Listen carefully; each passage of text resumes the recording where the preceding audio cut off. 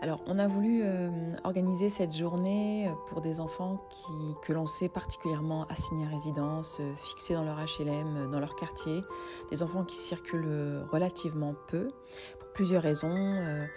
Toute la place occupée dans les villes populaires par les voitures, la route, la circulation, les parkings, qui rend la ville polluée, dangereuse pour les enfants. Mais c'est aussi la place occupée par les murs, toujours plus nombreux, des murs de résidentialisation, des murs de ségrégation qui font que les enfants étouffent. D'où la soif de liberté de ces enfants, qui explique certainement en grande partie leur amour pour le manga One Piece, où des enfants pirates rêvent de casser les murs, d'affronter et de vaincre la marine, de libérer les peuples opprimés d'île en île, de se libérer soi-même. Ils rêvent aussi d'infini des océans. Et pour se libérer, l'idée c'est de le faire ensemble, grâce à l'équipage. Ça passe par libérer son quartier et reprendre de la place. Et cette place, si on la reprend, c'est pour jouer.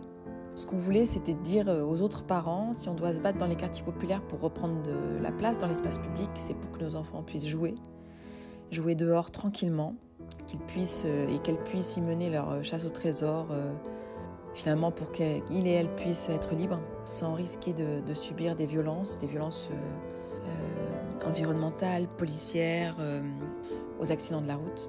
L'idée, c'est vraiment de créer les conditions pour que les enfants puissent s'échapper des violences, leur permettre de fuir, de se mettre à l'abri dehors avec leurs copains et leurs copines. Ouais, le petit requin là au chapeau de paille, vous l'avez pas vu? Pas vu, vous le cherchez? Ouais, il est là, je le cherche.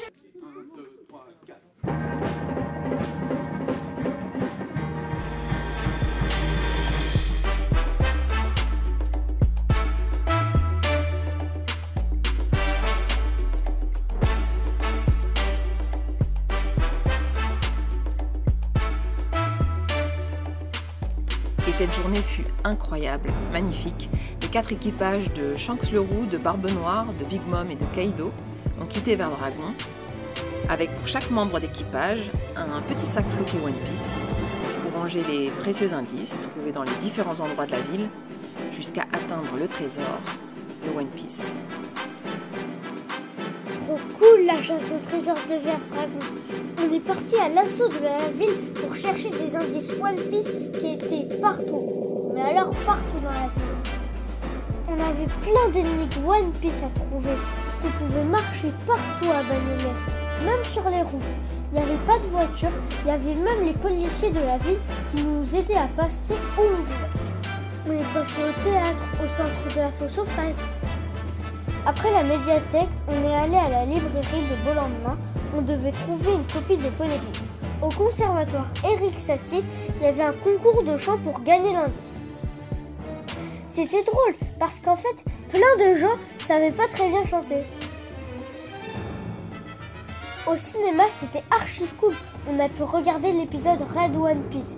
Au centre Toffeletti, on a participé à un championnat de jeux avec du foot, du basket, pour enfin trouver le trésor de One Piece tout près de Vert Dragon. L'espace d'une journée, on a mis la ville de Bagnolet à hauteur d'enfant, la ville de Bagnolet au service de nos enfants, de leur joie, de leur liberté de circuler, de leur bonheur d'être ensemble et de jouer tout simplement, tranquillement dehors. On s'est bien amusé avec les copains. C'est quoi la prochaine chasse ?